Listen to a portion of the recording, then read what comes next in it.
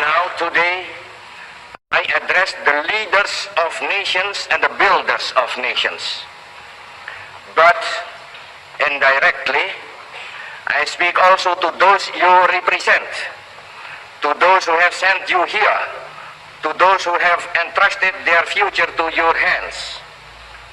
I greatly desire that my words shall strike an echo also in those hearts, in the deep heart of humanity, in that great heart from which has been brought so many shouts of joy, so many cries of sorrow and despair, and so much love and laughter. I tell you in all seriousness, the situation in West Irian is a dangerous situation, an explosive situation. It is a cause of tension, and it is a threat to peace. General Nasution is not responsible for that. Our soldiers are not responsible for that. Sukarno is not responsible for that. Indonesia is not responsible for that. No, the threat to peace springs directly from the very existence of colonialism and imperialism. Remove those checks to freedom and emancipation, and the threat to peace disappears. Eradicate imperialism, and the world becomes immediately and automatically a cleaner place, a better place, a more secure place. Build the world fit for the dreams and the ideals of humanity. Break now with the past, for the day is at its dawning. Break now with the past, so that we can justify ourselves with the future. I pray God Almighty will bless and guide the deliberations of this assembly. I thank you all. Hai kawan, video kali ini tentang Founding Fathers Bung Karno yang juga sebagai Presiden pertama Republik Indonesia. Pandangan kritis disampaikan oleh tokoh dalam dan luar negeri terhadap Bung Karno. Bagaimana Bung Karno di mata Presiden Vladimir Putin? Ikutin sampai habis videonya.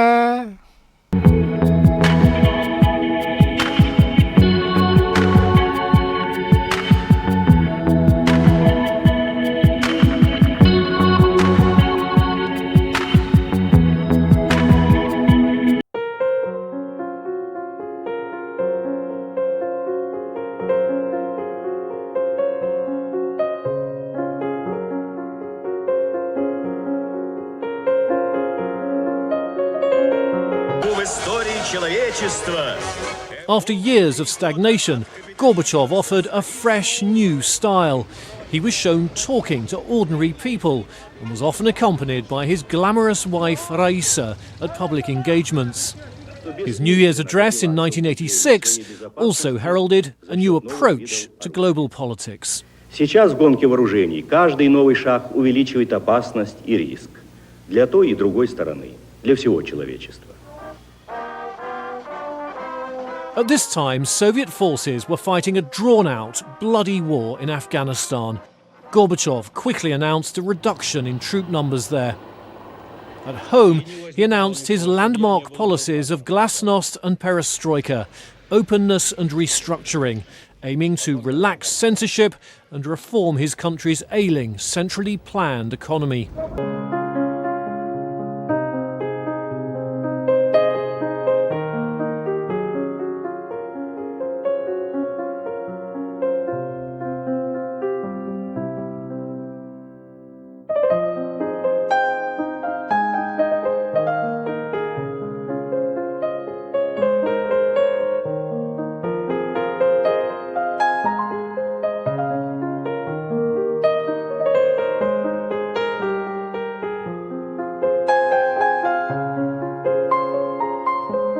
Was less pleased to see him.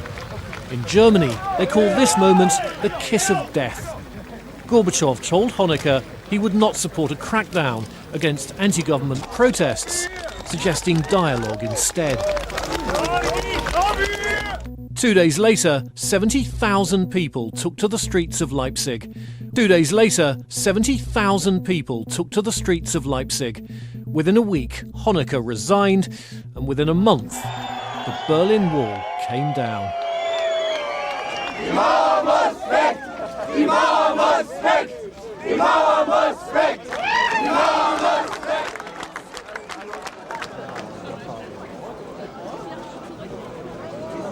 Across Eastern Europe, communist regimes were toppling like dominoes. Gorbachev declared he would not support them against their own people. 40 years of Soviet domination were coming to an end, along with the division of the continent into opposing blocs. But while Gorbachev was hailed abroad, he was under pressure at home. There were bread queues and empty shops as his economic reforms failed to deliver, and there were protests in Moscow. In April 1989, Soviet forces killed at least 20 people at a rally in Georgia demanding independence from Moscow. More than 100 were killed in Baku, Azerbaijan, in January 1990. There were similar anti-Soviet sentiments in the Baltic states, where protesters formed a human chain the length of Estonia, Latvia and Lithuania. All three countries declared independence in the spring of 1990. Unrest also continued in Moscow, where pro-democracy forces in Russian society had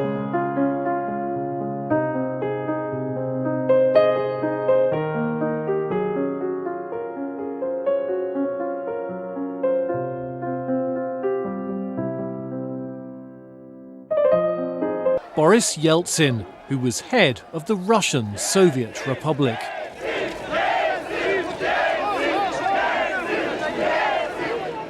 The crisis reached its climax in August 1991, when 8 senior communist hardliners launched a military coup and declared a state of emergency.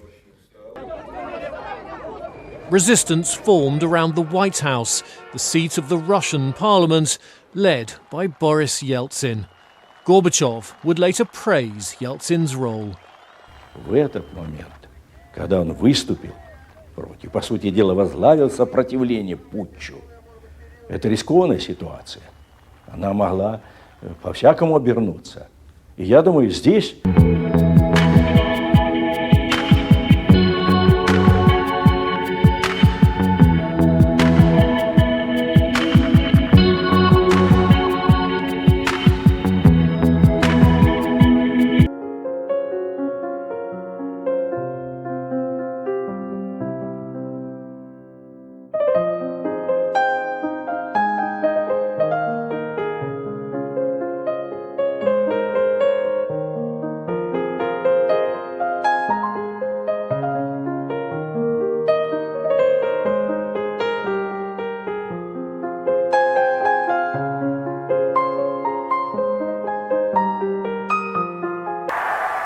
Домом, наполненным радости, стал и Ленинград.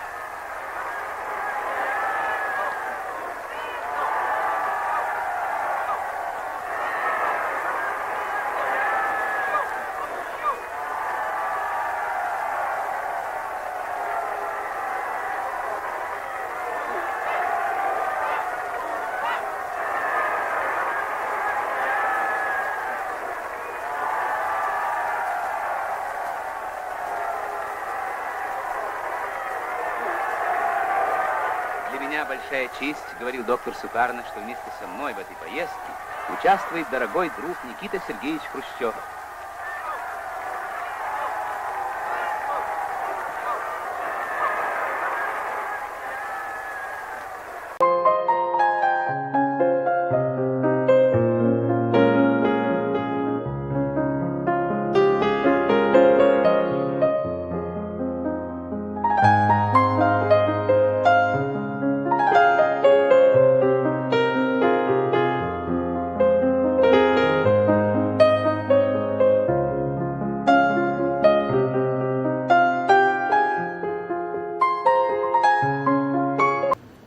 Kerjasama di bidang pertahanan akan terus kita tingkatkan untuk memodernisasi persenjataan dan perlengkapan militer kita, baik Angkatan Darat, Angkatan Laut maupun Angkatan Udara, dengan skim state credit yang telah kita sepakati bersama yang berjumlah $1 miliar Amerika Serikat.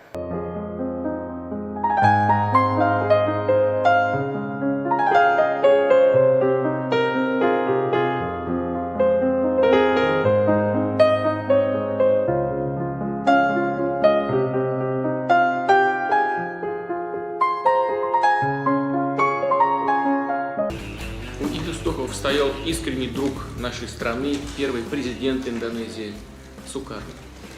Мы вспоминали сегодня, что 60 лет назад, в 1956 году, он как раз посещал Сочи для переговоров с руководством СССР. В нашей беседе с господином Видодо мы подтвердили настрой на наращивание двустороннего взаимодействия по всем направлениям. Saya berterima kasih sekali kepada seluruh jajaran pemerintah Rusia yang tadi telah berbicara dengan delegasi Indonesia dengan sangat rinci dan sangat detail. Dan dengan segala hormat, saya ingin mengundang Presiden Putin untuk berkunjung ke Indonesia. Terima kasih. Большое спасибо.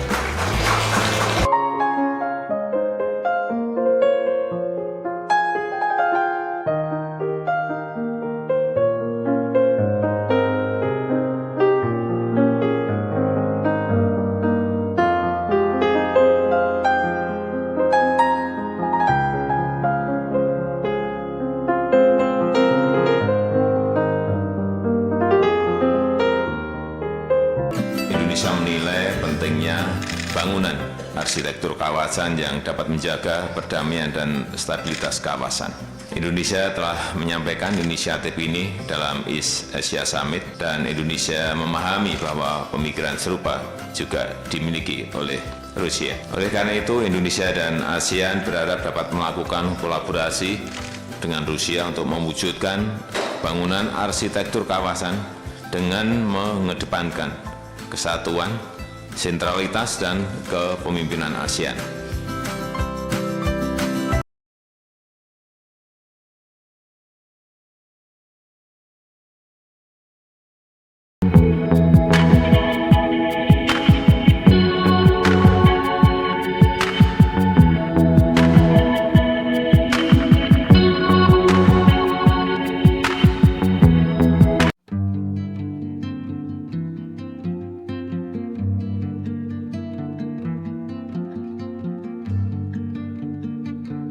Presiden Putin menuliskan pandangan kritisnya terhadap Founding Father Soekarno dalam sebuah surat.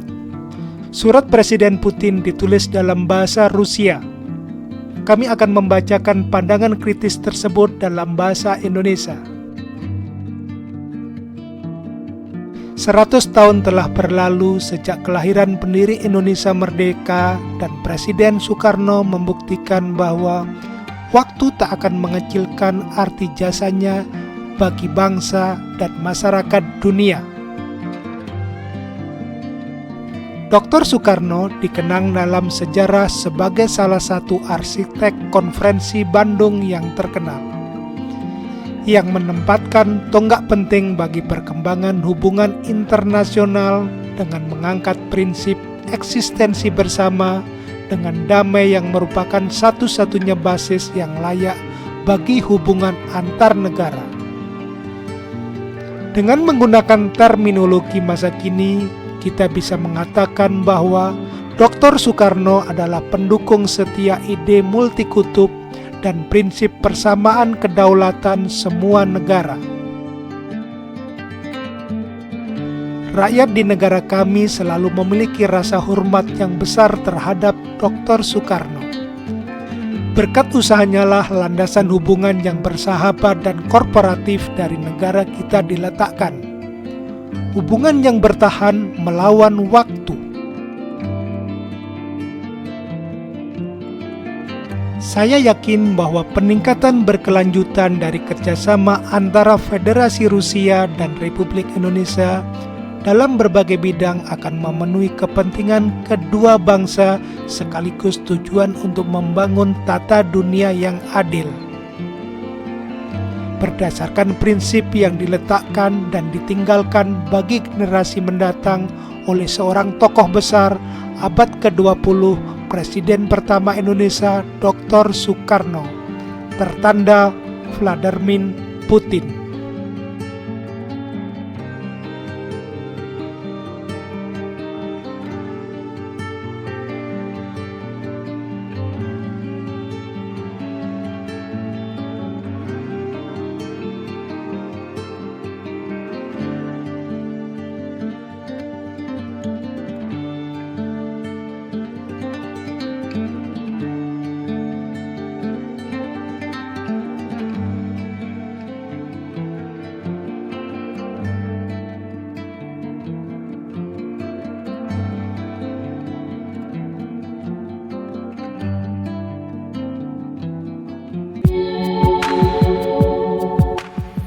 Semoga video ini bermanfaat. Jangan lupa subscribe, like, dan nyalakan notifikasinya.